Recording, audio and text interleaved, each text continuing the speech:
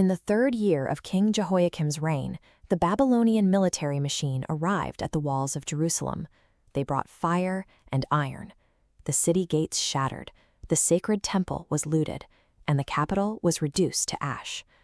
From the smoking rubble, the Babylonian king, Nebuchadnezzar, ordered the extraction of the brightest and most capable Judean youths.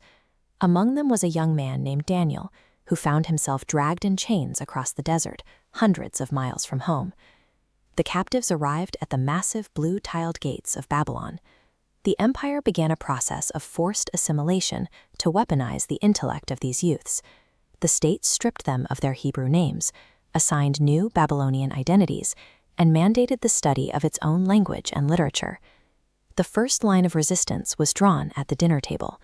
The king provided a daily ration of luxury meat and wine. Daniel realized this food had been offered to Babylonian idols. He requested a diet of simple vegetables and water to keep himself spiritually clean. The king's overseer feared the youths would starve, but after a 10-day trial, Daniel and his 3 friends appeared healthier, stronger, and sharper than the captives who ate the royal food. By refusing the king's meat, Daniel established a pattern that would define his entire life. He drew a hard line between the demands of human empires and his loyalty to divine law. Years later, King Nebuchadnezzar awoke terrified. He had a nightmare he couldn't remember. He demanded his court magicians not only interpret the dream, but tell him what it actually was, under threat of mass execution. This diagram illustrates the vision God revealed to Daniel to save their lives.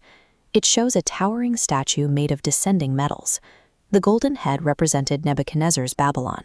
Below it, a silver chest, a bronze torso, and iron legs mapped out a strict timeline of future empires that would conquer the earth in succession.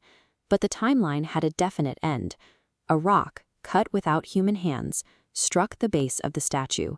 The metals shattered into dust and blew away, replaced by a single expanding mountain.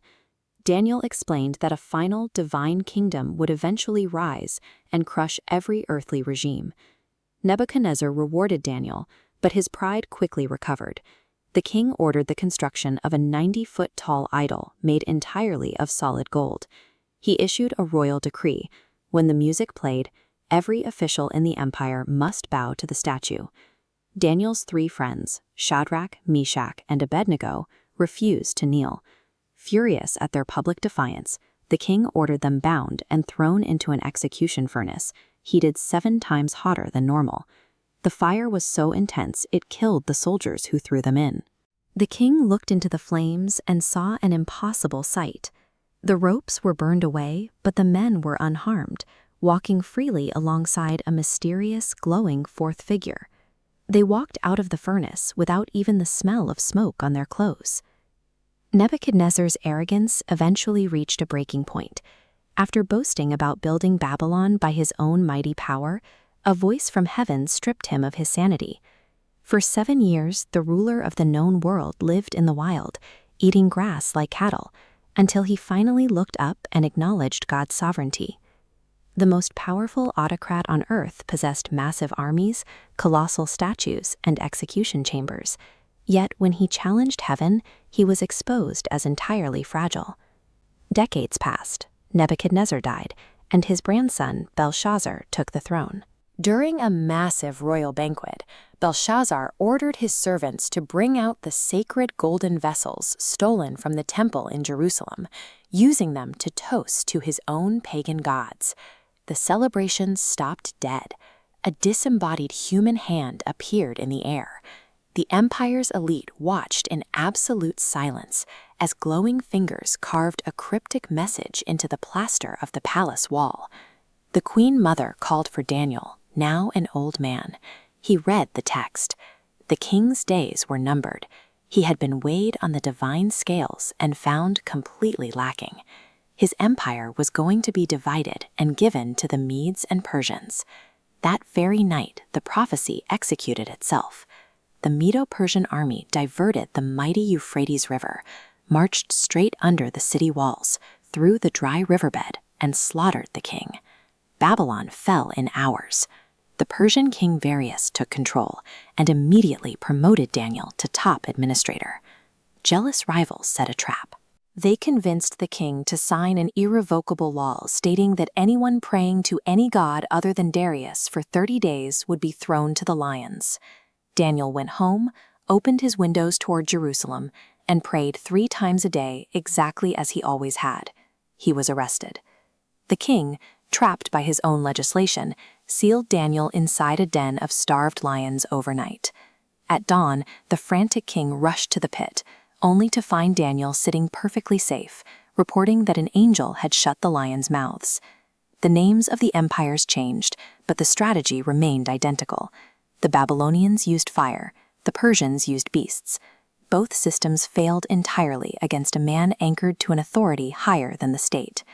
As the physical kingdoms rose and fell, the elderly Daniel began experiencing his own apocalyptic visions in the night, shifting his view from the marble floors of palaces to the spiritual reality behind them. He saw dark, churning oceans with massive, violent beasts rising from the depths.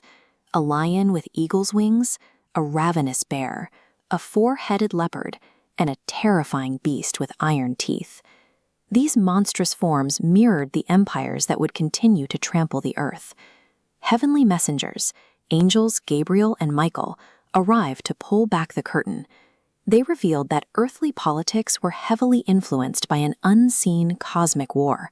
The rise of Persia and the coming conquests of Greece were the physical results of spiritual battles fought far above human heads. Then the storm broke. Daniel saw the Ancient of Days take his seat on a fiery throne. Millions of angels stood before him. The beasts were destroyed, and a figure like a son of man arrived on the clouds to receive an eternal, indestructible dominion over all peoples. These visions reframed every death sentence Daniel had survived. The fire of the furnace and the hunger of the lions were localized skirmishes in a cosmic timeline moving toward ultimate justice. At the end of his life, Daniel sat amid the changing tides of power. The invincible Babylonian regime he was dragged to as a teenager was completely gone, reduced to fading memories and cracked mud bricks. The kings who demanded worship went mad, were assassinated, or faded into history. Meanwhile, the angel told Daniel to go his way, promising him that he would rest and then rise again to receive his reward at the end of the days. Nebuchadnezzar's gold statue, Belshazzar's feasts, and Darius's lions all proved the same point. Human supremacy is a temporary illusion. Dictators die, and empires crumble to dust. The only true security lies in remaining perfectly loyal to the kingdom that never ends.